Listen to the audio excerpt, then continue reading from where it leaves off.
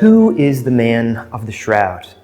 This is a central question, and it's a question that we need for our own Christian lives.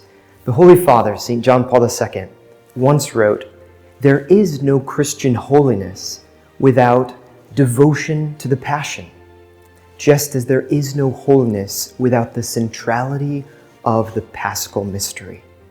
And so this is really a question for our own holiness, and we need the Passion to be center in our spiritual lives.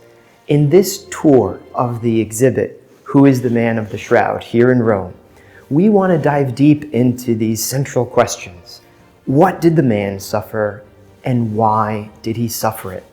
And so we look with the eyes of a tourist to see through this museum the different elements that unveil what our Lord endured for our salvation. But we also, with the hearts of pilgrims, ask the deeper question, which is, why, Lord? Why did you endure all this for me? And so what I want to invite you to do is to do a virtual tour with me. Join me through a Lenten journey right now through the desert to the light of the resurrected Christ. Come on, let's go. Our virtual tour and our Lenten journey can begin here in 1898 with a man named Secondo Pia. He's the one who went down in history as taking the first photograph of the shroud, and something spectacular was discovered. Here we have an image of the face of the man of the shroud as it appears on the shroud in normal light. It's what's called the positive image.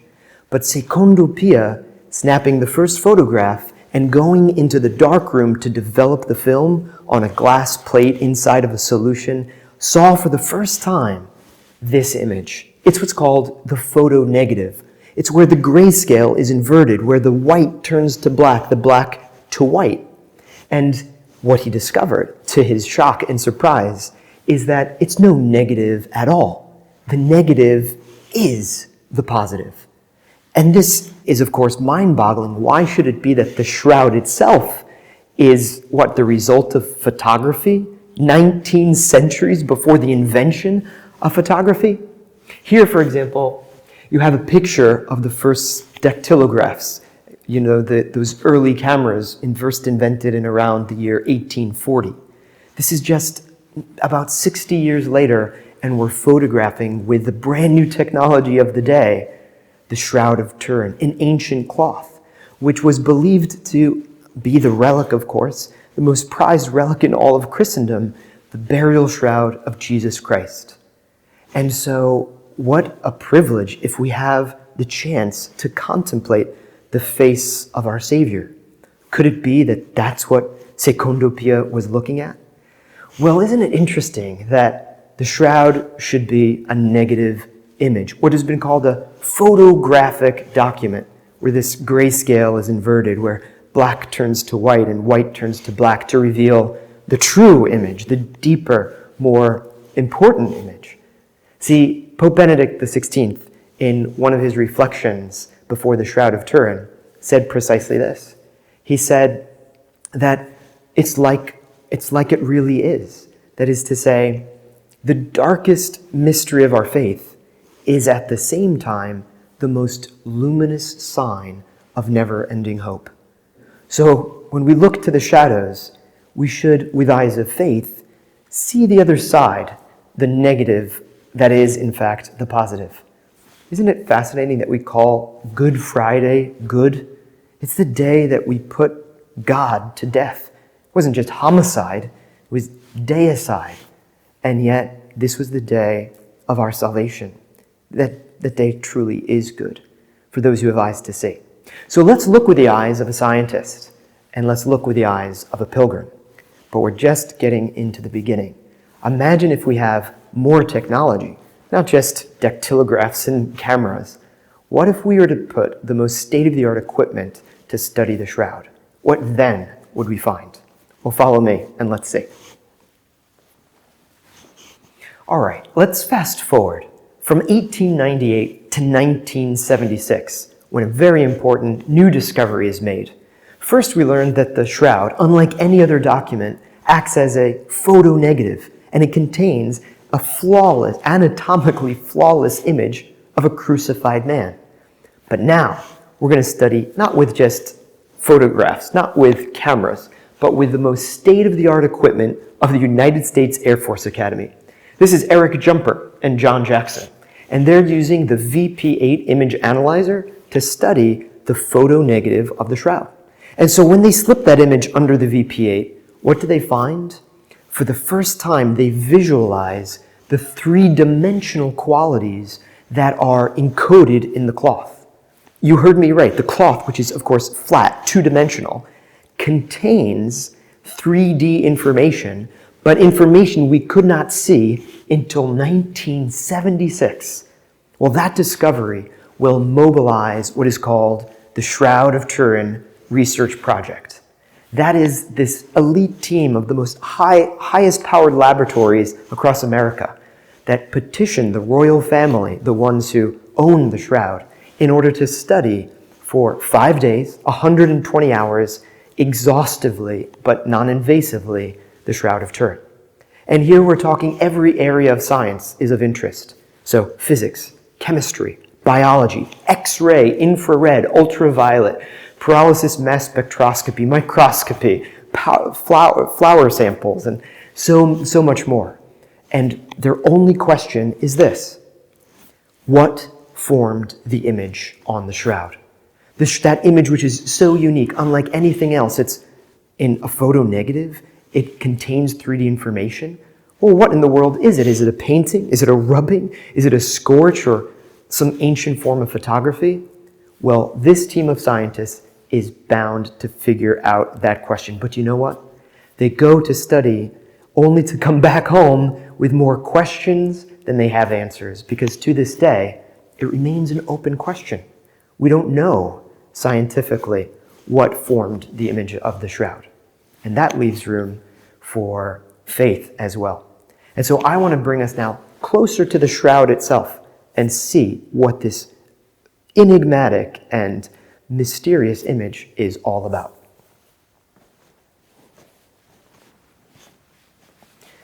So far, we've seen why science is interested in this image which bears a very unique image of a crucified man, which is a photonegative, which contains three-dimensional information.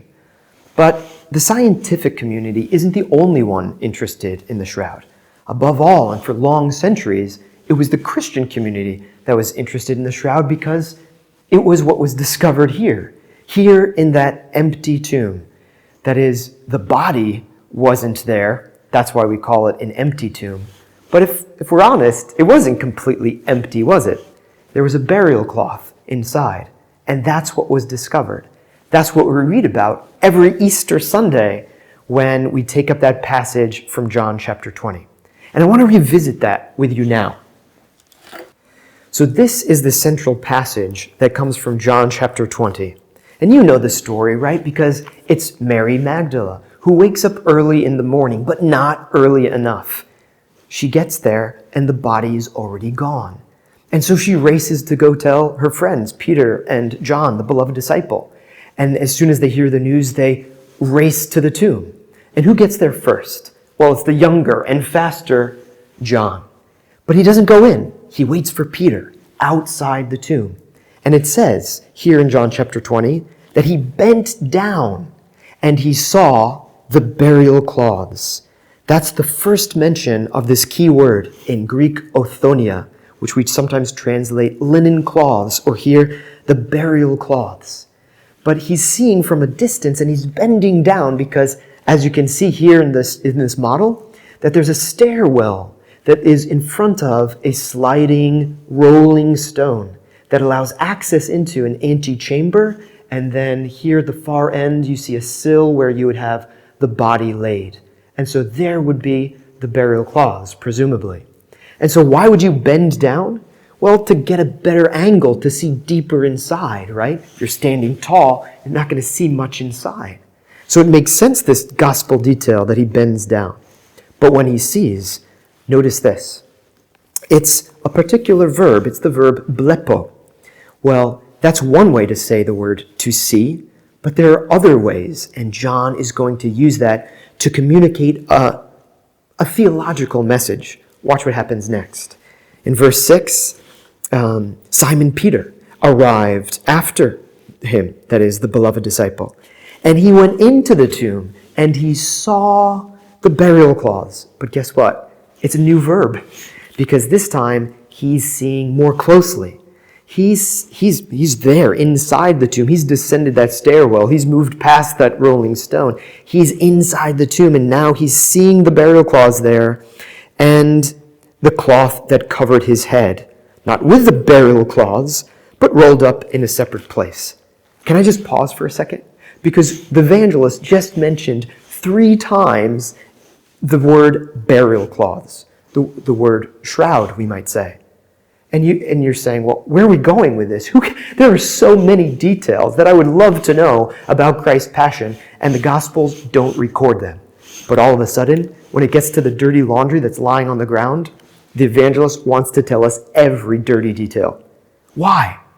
We can't know unless we read the next verse.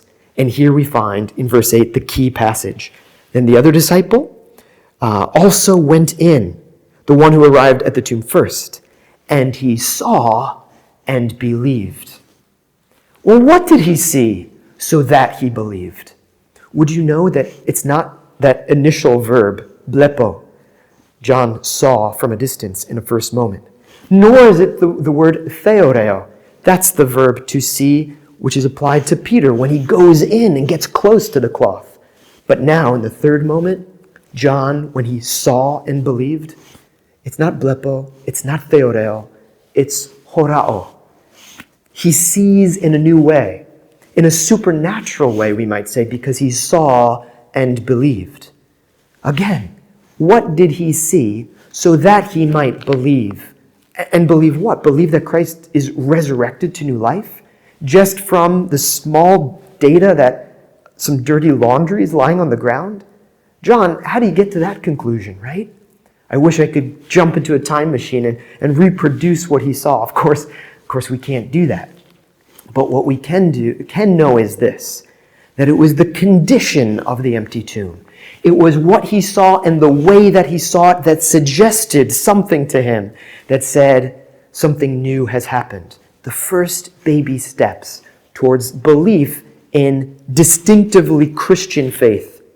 Christ is risen. And this, of course, will be confirmed in the apparitions that come next.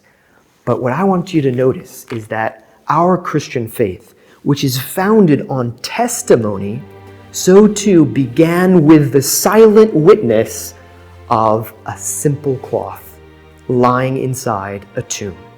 See, the shroud speaks, but it speaks in a different language than human words.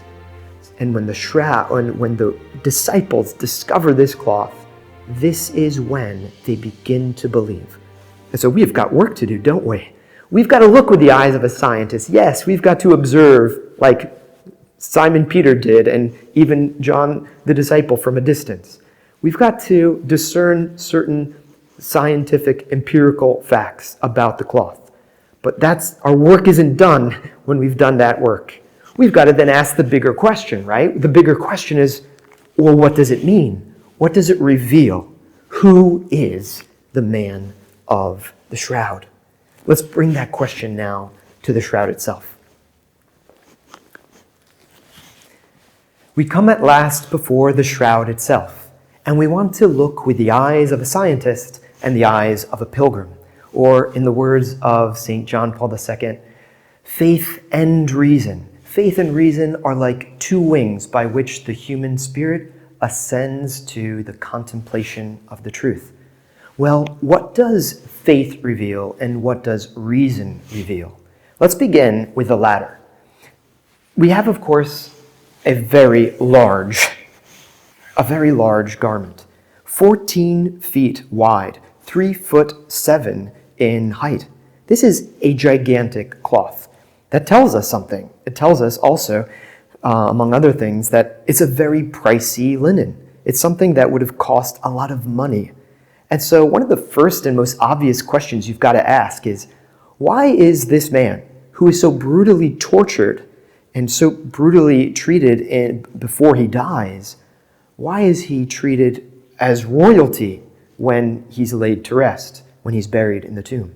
See, what we read about in the scriptures is that Jesus is both hated and loved. Some despise him, and they're men in power. But some also love him, and they're men with means. Do you know that it's Joseph of Arimathea and Nicodemus, both men who pertain to the Sanhedrin, this authority, this authoritative body in the Jewish community that is going to provide for the burial of Jesus. And so what we see here on this shroud now is, above all, four marks that I think the scientist should observe. And the first of these might be this obvious burn pattern, right? So you see these symmetrical triangles, don't you? And that's because the shroud was folded up in such a way that when the fringes of that folded cloth were singed and burned, well, these symmetrical patterns are what appear now when you unfold that cloth. So we have signs of fire. We also have signs of water. These are water stains that you see here and here. And you can see that the symmetry is very similar to the lines that we see represented in the fire marks. So we know that this cloth and this image was exposed to heat and to water, and yet neither heat nor water washed away or burned away that image of the man. Third, we see blood. This is very obvious at various positions on the body, at the bottom of the feet, of course at the hands, at the wrists, and here at the side of the chest, and then along the forehead and at the nape of the neck, the small of the back, signs of blood. This is going to be studied by scientists. By the way, 3 different laboratories, two studies in the United States, Heller and Adler. Here in Italy, Baima Bologna studied these same blood stains to find out that this is human blood, right? This is actually the blood of a man and not a woman, we know. We also know that certain qualities about this blood, such that it was shed after death in this particular blood stain. So many signs that point to the authenticity of the shroud. But I want to just point out it with broad strokes, these 4 marks. Do you remember what they were? Fire, water, blood. What's that 4th image? The 4th image, and perhaps the most important, is the body image. The body image is what's going to be most studied. Remember, what's the central question for the scientist? What formed that enigmatic image that is a photonegative and that contains 3D information? What is it? Where did it come from? Well, what do you observe as a scientist as you zoom in close to those fibers on the cloth? And what you'll notice is that this image is ever so faint, ever so superficial. How superficial? Well, imagine a human hair. Imagine you had a pair of scissors and you cut that human hair in half. And then with what remains, you did that experiment again and again. Do that 4 or 5 times until what remains is 1/16 or 1/20 the width of a human hair. We're talking 1/5 of 1,000th of a millimeter.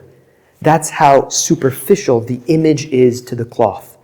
If I could image that, imagine that you had in my hand a bunch of straws, and that represents the cross-section of a single thread. Well, what is colorized on the cloth? Not the whole thread, but instead just 1 or 2 straws along the outer edge. And it doesn't penetrate to the medulla, to the center of the fiber, but just the outer rim. Such that if I had a razor blade now, and I just gently scraped it across the top of the cloth, I would erase forever the image of the man. That is how superficial it is. Did you know it's even more dramatic, the explanation, if I were to take a light bulb? If I were to move to the other side of the cloth, do you know that you would see the blood perfectly? Because that blood is soaked into the fibers of the cloth.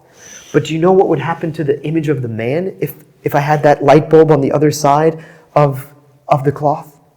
You wouldn't be able to see the image at all, because the light would simply overpower. It's that subtle, it's that faint and superficial. And so whatever the shroud is, I want you to know this: it's not a painting.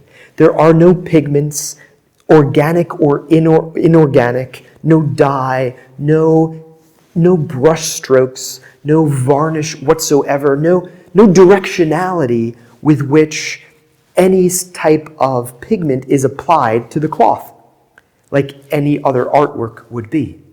The bottom line is this.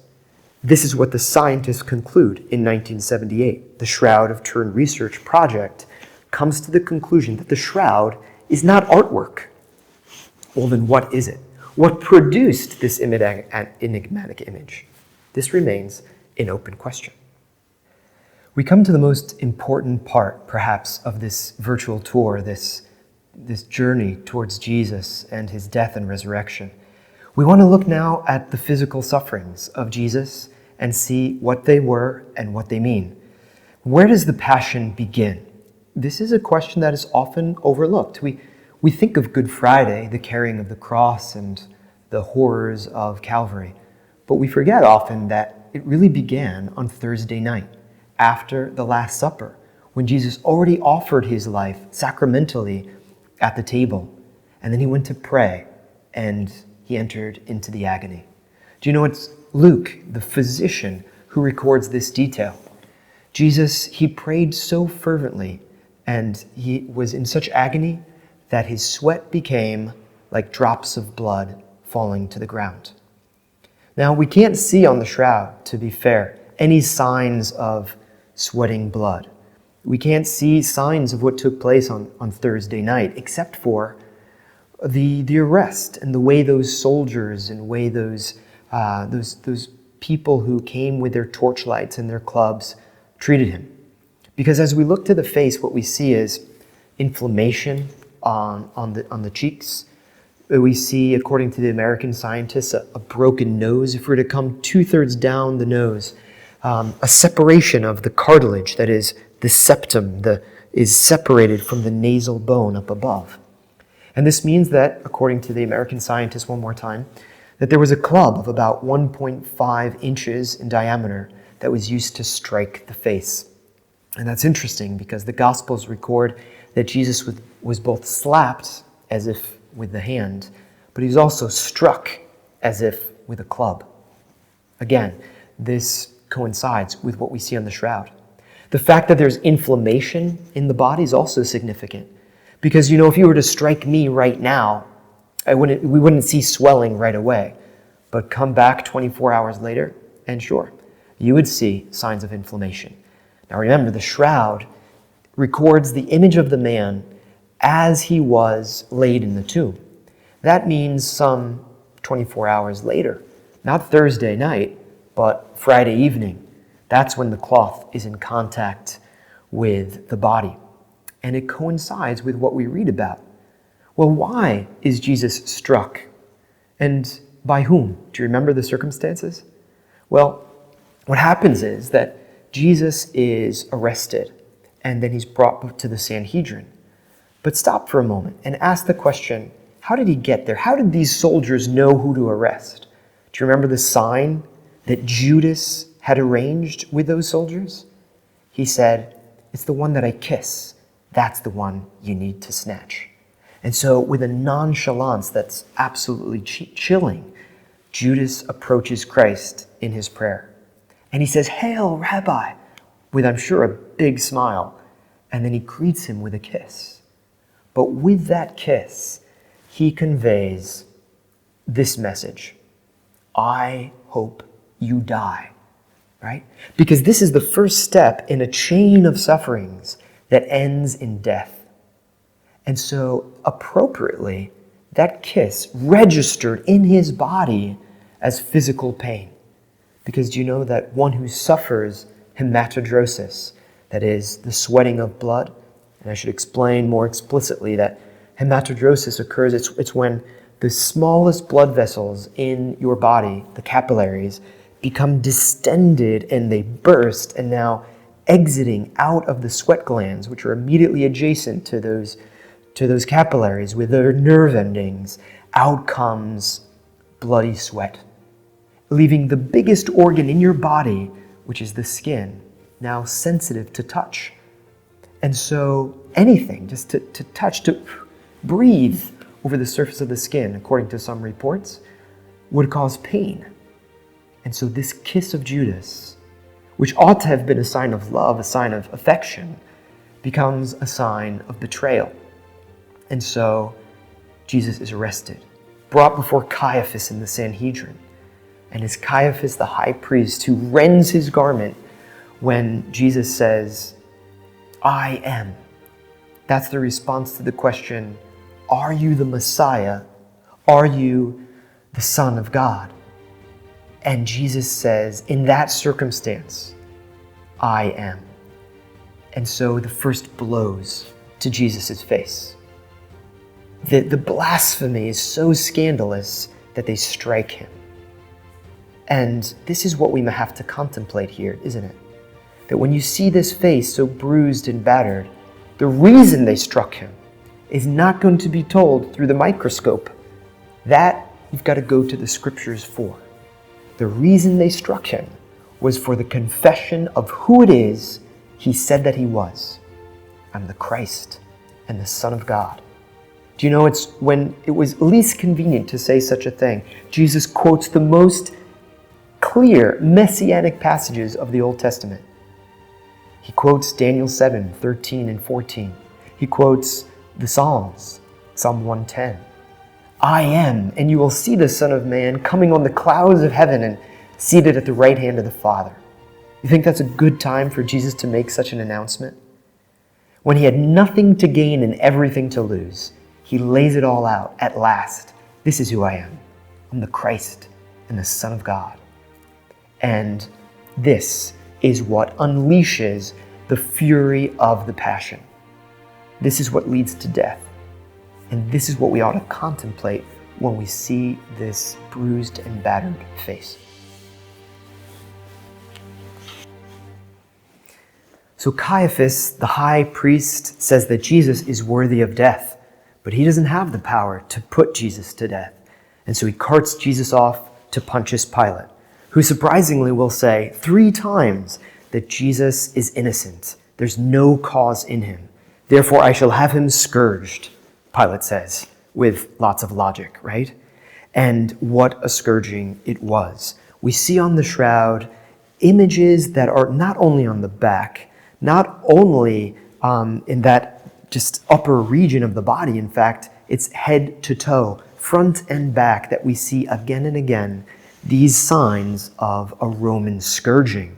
It's not a Jewish flogging, which was with mere straps or leather cords, right? But now we have lead balls, it seems, that, as you can see imaged here in this model of a Roman flagrum. This image is going to appear over 360 times, according to a certain John Jackson. That number might be slightly less according to other authors. But can you imagine? We're talking about 120 lashes if we understand that there are 3 cords attached to one flagrum. This is excruciating pain that is going to leave bruise marks all over the body. And each one of those bruises is comparable to a 3rd-degree burn as far as the damage that it does to the body. And we could debate whether or not they actually broke the surface of the skin and led to bleeding, but that doesn't even hardly matter, because you could fall off a motorcycle and be laid up in the hospital for 6 weeks without shedding a drop of blood, but I can guarantee you, you'd be in lots of pain. This is just the preambles of the Passion. We're going to see that Jesus is going to carry the cross. He's going to be, of course, crowned with thorns. After all of this, that is after the agony and the hematodrosis that left his skin sensitive to touch, now 120 lashes, head to toe.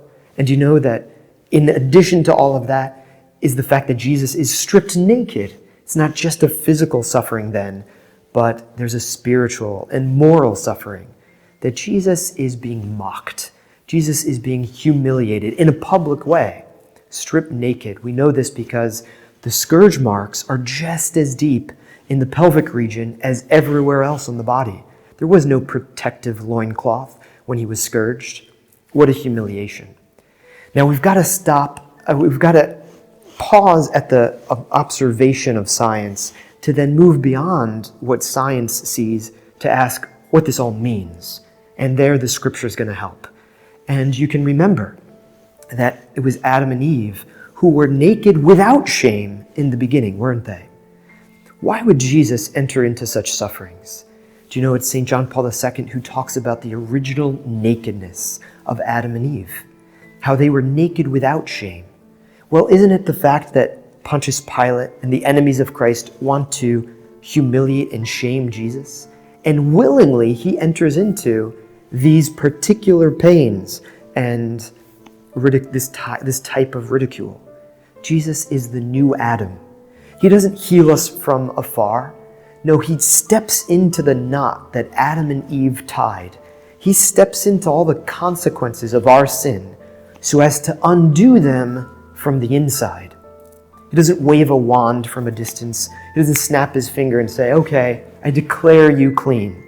No, he feels the consequences of our sin, and this is what we've got to contemplate when we look at these wounds, these blows that go from the ankles all the way up to the chin. There are no marks over the heart. Those Romans knew not to kill Jesus by striking him dead these are just the preambles to his suffering. Pontius Pilate, remember, he declared Jesus innocent. He wants to save his life. That's the whole purpose of the scourging. Ironically, because his idea is this: I'll parade him in front of the people. He'll be so bloody and so disgusting that when I say, Ecce homo, behold the man, behold the king, they'll cry out, enough, let the guy go home. But they don't. They just cry out all the louder, crucify him, crucify him. And so Pontius Pilate washes his hands and says basically, have your way with him. And so Jesus is now sentenced again, this time to death. So this tells us some important things about Jesus prior to the carrying of the cross. He's already brought to the brink of death with these powerful sufferings of the Roman scourging. But it doesn't stop there. Jesus is now going to be mocked further with a crown of thorns. And so we can see on display here that crown, a crown which is not just a ring around the ears that leaves the top of the head exposed.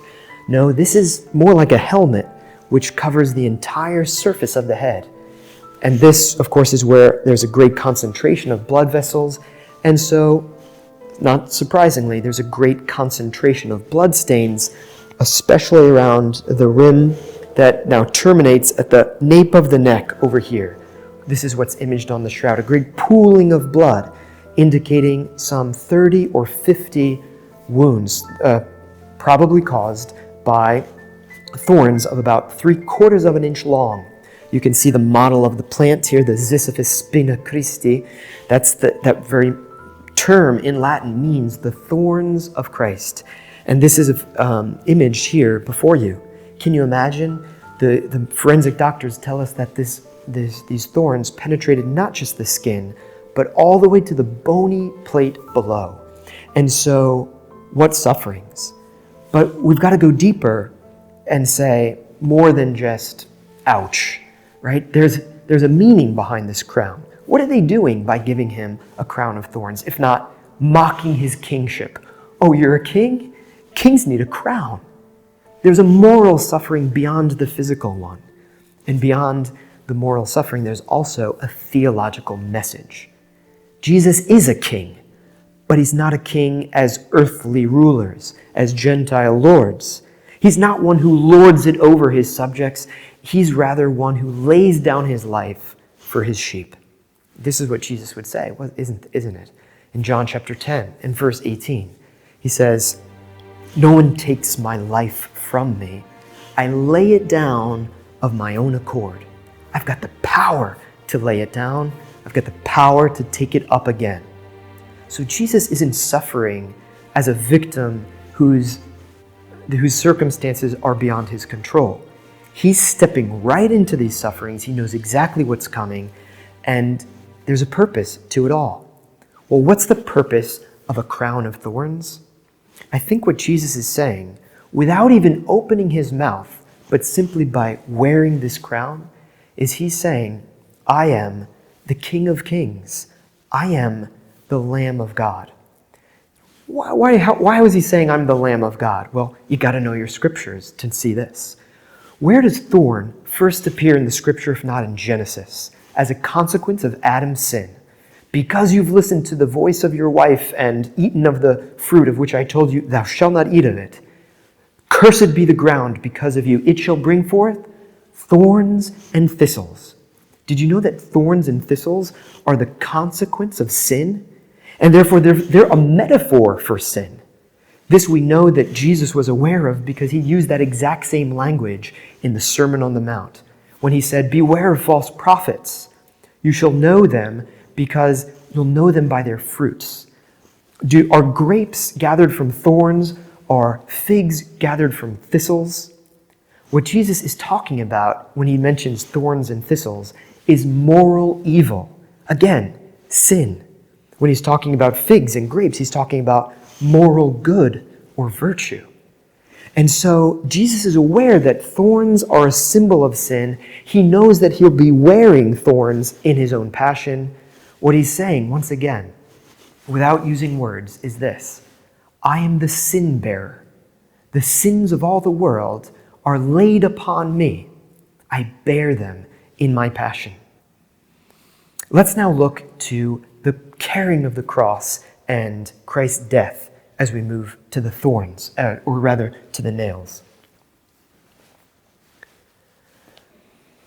The Gospels record that Jesus carried his cross to Calvary. Now, is there any evidence of that on the shroud itself? There is. And what we see is that there's an excoriation on the right shoulder, and then on the left shoulder blade, closer to the spine and a little further down, indicating that the man of the shroud carried the horizontal beam, what's called the patibulum. And he carried it on his right shoulder such that a third of the weight was in front of him and about 2/3 of the weight was behind him. And when he changed his position or when he fell, this is what scraped against the left shoulder blade. Now those excoriations, you have to remember, those abrasions, those scrapings, are occurring after the hematidrosis, after the brutal scourging. And the weight of the wood would have been somewhere around 75 or 125 pounds. Can you imagine carrying such a thing and not falling? It's certain that he fell, it seems, because, well, we have this tradition in the Catholic Church in the Stations of the Cross that he fell once, twice, and a third time. But where do we read about in the scriptures 3 falls? We don't. But on the shroud, wouldn't you know that there is evidence of a fall because there is dirt. There's a residue on very particular places of the body, namely under the foot, at the knee, and yes, at the tip of the nose, which makes perfect sense because if your hands are tied or bound to a chain gang, to remember that Jesus is crucified with a man on the right and a man on the left, it's very likely then that there would have been cords to band together this group of bandits as they marched towards their death. And so perhaps Jesus didn't have his hands free in any easy way so as to brace himself when he was inclined to fall. And fall he would, to his knee and eventually flat on his face, with a crown of thorns, and on top of that, 75 or 125 pounds of wood, crushing down upon those thorns, pressing those thorns into his scalp and into his skull. I can imagine what it is to get up from such a fall. I can imagine what would motivate you to get up in the first place. But Jesus would get up once, twice, and a third time. Now, do you know that the scientists can study that dust, that dirt? And they say, according to one geologist, one scientist will say, that it matches the dirt of the grottos of Jerusalem like a fingerprint. That is, we know that it's composed of calcium carbonate with just a touch of strontium. We even know its crystalline structure is travertine aragonite, which is a very rare crystalline structure. Again, matching the very dirt of that area of Palestine. And so this is significant because, some naysayers would say that this isn't the shroud of Jesus. No, this was fabricated in France centuries later in the Middle Ages. Well, then what then is it doing with, Palestinian soil right there in those points of contact, the feet, the knees, and the nose? Just those areas that stick out and would be prone to contact with the ground. So Jesus gets up and he marches all the way to Calvary, and that's when those soldiers will drive in the nails. 9-inch nails with a square cross-section that go right through what's the destats space that is in the wrist, right at the junction between two nerves, the ulnar nerve and the median nerve, that connects, of course, through the central nervous system all the way to the brain. This is what Jesus is going to feel for now, 3 hours, 6 hours? We don't really know. Jesus, of course, is crucified somewhere at that time, maybe around 10:30 in the morning. We know it's between the 9th hour and between 9 a.m. and between 12 a.m., as it records in the scriptures. And we know that there's a loud cry of Jesus at 3 p.m., after which he dies. And so for at least 3 hours, he's hanging on the cross. But remember, before he could ever be mounted up top, first on the ground, he was in this position, with his hands stretched out at 90 degrees. And then he's hoisted up, plopped down on top of a vertical beam, which was already planted in the ground. And now his arms sag some 25 degrees, and all of the weight of his body is hanging on those 2 nails. And it's not until a 3rd nail is placed through both feet that now this redistributes the weight of his body. And so when his lungs are burning and he's gasping to exhale, what must he do to breathe out? Well, he's got to press down on the nail in his feet, and he's got to pull up on those nails in his wrist and twist in such a way, as you can see behind me, so as to create the space for his intercostal muscles to relax. And now he can breathe out at last. But how long can you hold that position before you are tired and you fall once again? And so Jesus will have this ongoing struggle as now the pleural cavity fills up with fluids and compresses the lungs, making it more difficult to breathe, more arduous for the heart to pump, and eventually his life will end. But not before he prays some 7 times. I can assure you, if that was me on the cross, I wouldn't say a word. If it took that much energy just to breathe. But instead, Jesus is going to be praying, "Father, forgive them. They know not what they do." He's going to be praying for the very people who are torturing him in the moment of his greatest pains. And so he'll even shout out with a loud voice, "Into your hands, Father, I commend my spirit." And then he breathes his last. It is finished, right? And he hangs his head and dies. And we know that he dies, by the way, because as you can see on the image behind me, on his right side, between the 5th and 6th ribs, penetrates a Roman lance, a wound of about 4 centimeters with a double-edged blade that gives a kind of almond-shaped wound. This is a distance of about 3.5 inches to the heart.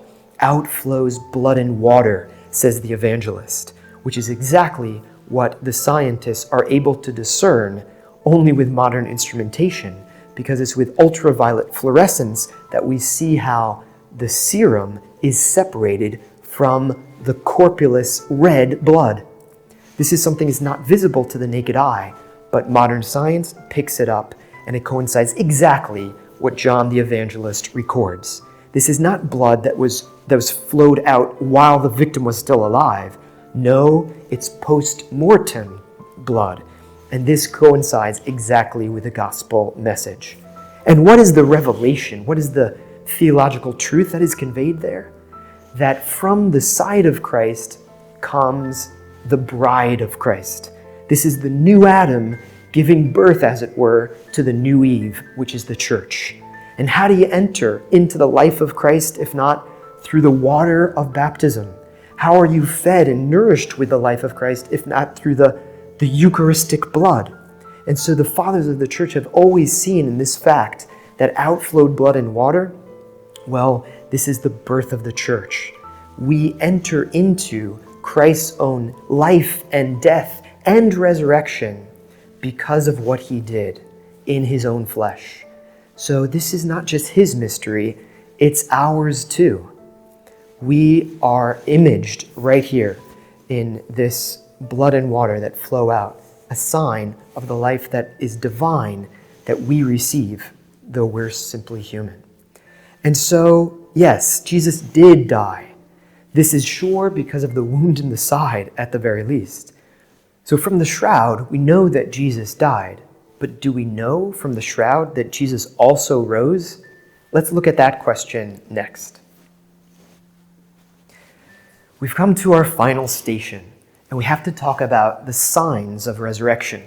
I won't say proof of resurrection, because I don't think there is proof of the resurrection in and of itself. I think instead the resurrection is a dogma of faith, and so we believe that. But the reason we believe it is because it's reasonable to believe. So what are the signs that suggest that Christ rose from the dead on the shroud? Well, there's two things in particular. The first is rigor mortis. The second is what I'll describe as fibrinolysis, and I'll explain. Rigor mortis is that cadaveric rigidity that sets in after death. The body is really hard on the shroud, and we know this because the head is raised, as the position of Christ while he was on the cross was that his head was hanging. So when he's in the horizontal position, he maintains the position while on the cross.